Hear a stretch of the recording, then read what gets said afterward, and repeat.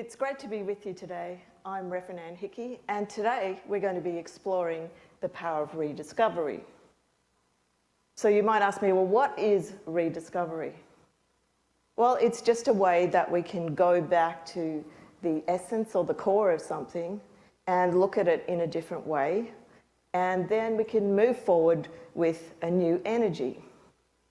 And so rediscovery means that we've forgotten something. And that happens to us, right? We start a new project, we're super excited about it, and we start doing everything we need to make it happen. And then along the way, we forget the reason why we even started it or thought about doing it. So rediscovery means that we can get that excitement that we originally had, because when we do things for a while, sometimes it feels a bit dull or a little bit repetitive or monotonous. And so we can give a new energy and excitement to our projects. You might have noticed over the last few years there's been quite a few rediscoveries in the world. And as human beings, we've had to rediscover a lot of things that we used to just take for granted. And so we've been working remotely, so the way we work has been rediscovered. We've been not able to travel. And so for some of us, we've got friends and families who live a long way away, and we've had to rediscover the way we communicate with each other. We can see that churches have had to rediscover the way that they do church. So there's been a lot of shifts and a lot of changes, and rediscovering is a way that we can go back to the very core idea of what we're doing and do it in a new and a different way that's going to work for that time. I've actually been living in Australia the last couple of years, and I was, by chance, happened to live in the most locked down city in the world, so that was in Melbourne. And boy, did I have to rediscover the way that I was doing things.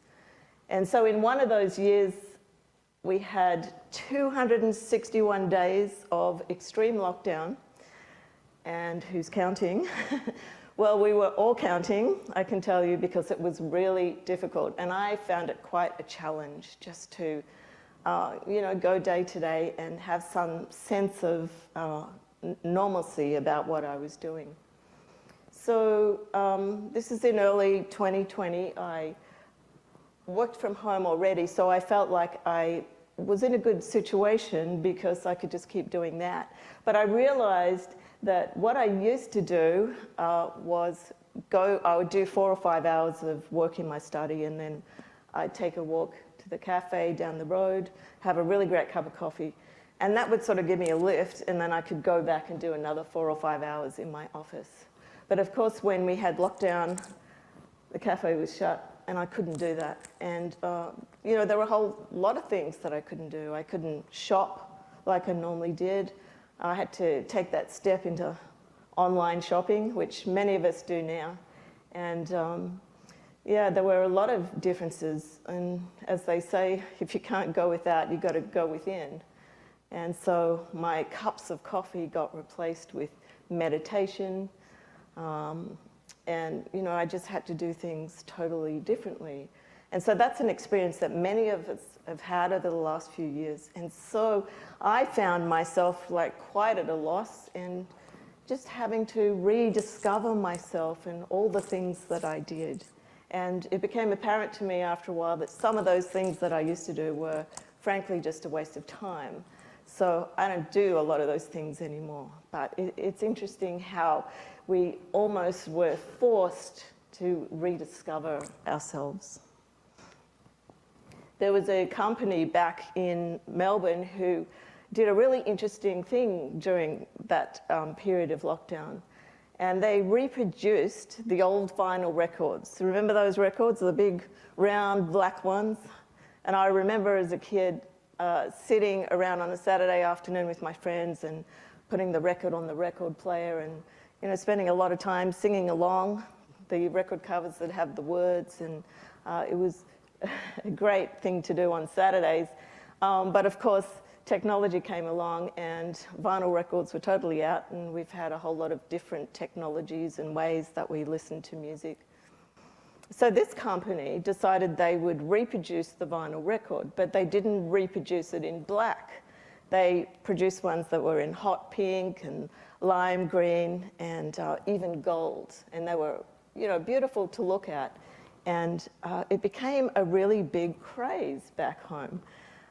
And a lot of young people really loved this idea of listening to records. And they started producing record players in the old retro style. And so the teenagers, of course, that was new for them. So this company made a lot of money during that period, and they were very clever in the way that they rediscovered this old technology, and they put some color and some excitement into it, and they made a totally new product. And I think that the Fillmores did a similar thing. They took the teachings of Jesus, and many churches at that time were talking about sin and evil and all of that, and the Fillmores threw that out the window. They said, well, no, we don't want that in the teachings. We want it to be positive and affirming. And they added to that the idea of it being practical. So we don't want to just talk about the teachings of Jesus, we want to put them into practice and, to have a unity way of life, to be unity people.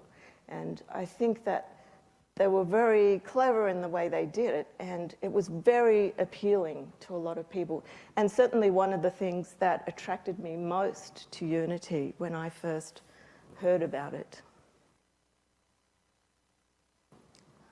On the world stage, there's been quite a few old issues that have been re-emerging.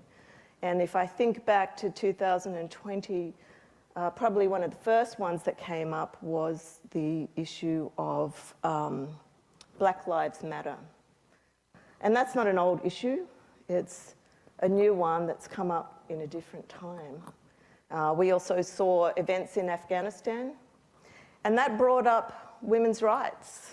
And it was interesting back in Australia because somehow that got connected to politics. And then there were a whole lot of women in the two major political parties there who spoke up and said, well, politics, it's an old boys club and we don't feel part of it, and they don't give us a chance to say what we want to say, and we don't feel respected. And so it kind of came out of the events of Afghanistan. I mean, it's fascinating the way these things happen. And we've had an election recently, and we had 12 independents get voted in, and that's history making in itself, and most of them are women. So it's really started a whole new political scene in Australia just from those events in Afghanistan. And of course, the other issues that have come up are climate change. We've had bushfires, we've had floods, and that's not a new issue. It just has resurfaced again, and that's what happens with issues. They come up again and again until they are resolved. And now we're seeing the gun issue. So the power of rediscovery is really important because it can bring up an old issue into a new setting. And then sometimes when we see something from a different perspective, it's then that it touches our heart and we become willing to take action, to do something about it. So the power of rediscovery, it's just really amazing. So let's take a look at some of the things that we can personally do to rediscover ourselves. And there's a couple of just simple ways that we can do it. The first way is through the body, and having an awareness of the body is really important. We can rediscover ourselves through our body. So if our body is feeling tired, if we have a good awareness, we can say to our body, well, I'm feeling tired. Do I need to rest more? Do I need to exercise more? Or do I need to change my diet? So listening to the body is really important. And one of the ways that we can do it is through the breath. Now, it's been said that the problem for us Westerners often is that our body is here and our mind is over there. So some of you might have experienced that, right? And the simplest and easiest way to fix that is to take a breath. And so I'm going to invite you to take a nice deep breath with me, breathing in and breathing out. And then once more, breathing in, breathing out. And the breath is just a wonderful reset button. If you're feeling overwhelmed, if you're feeling confused or stressed, this is the reset. Take the breath. When you bring the breath and the body together, you get presence. And that's where we experience the fullness of life, in that presence.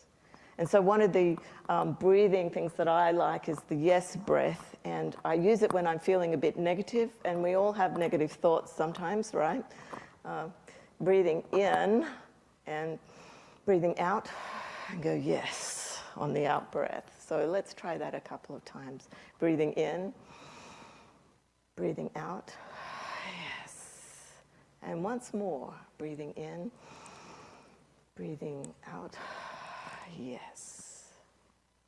Oh, can you feel a bit of serenity in there? Can you feel a bit of peace? Yeah.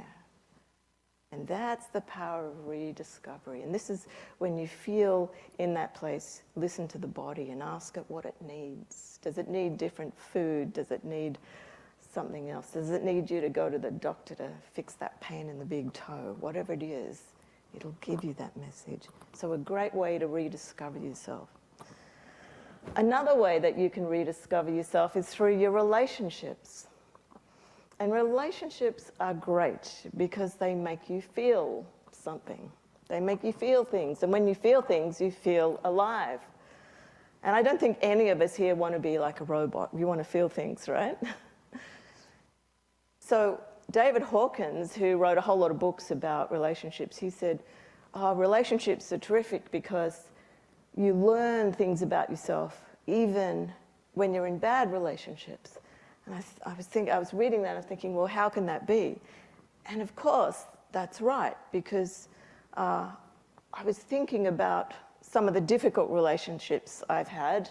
Has anyone here had a difficult relationship? Yes. And of course, when we have a difficult relationship, and what comes to my mind is a time when I got divorced, and that was very painful and it was very hard. And yet, I learned more about myself in that time than any other time in my life. So we might think it's bad. Well, I'm not saying that you should get divorced, but what I'm saying is, even the tough and the hard relationships are good for us because we learn about ourselves. Eric Butterworth talked about this idea of, you can be having an argument, you can be yelling and screaming and really upset at someone, and yet underneath that sits this divine love. And I just think if we could connect with that, even when we feel cross or we're having a hard time, then our relationships would be different. And of course, Jesus, the great teacher, spoke about having love for God, having love for our neighbors, and having love for ourselves. And so, we know about divine love that we have for God, and we don't always feel that we love our neighbors or our friends, but Jesus said, no, these love that we have, these different kinds of love, are all one, because you can't go to church on Sunday and say, oh, I love God, and then not be kind and caring, compassionate to other people. Or you can't go to church on Sunday and say, oh, well, I don't accept myself, I'm critical, and, I should have done this and I shouldn't have done that, because that's not divine love. Divine love is about coming from a consciousness of love. And so ask yourself, how is my relationship with God? And how is my relationship with others? And how is my relationship with myself? And I think it's a wonderful discovery that we could all have in our relationships if we could come from that divine love. And so one final way that we can rediscover ourselves is through our genius. And when I say that, I'm not talking about Mozart or Einstein. I'm just talking about that part of you that is special, that part of you that is unique.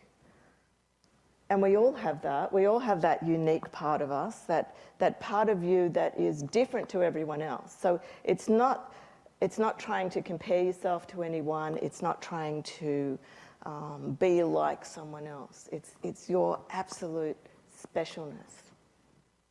In fact, when Einstein was asked about him being a genius, he said, well, I'm not a genius. He said, what I do is I get a scientific problem and I, mull over it in my mind, and I use my imagination, and I'll just work with that for days and days, and sometimes weeks and weeks, and then eventually the answer will come to me.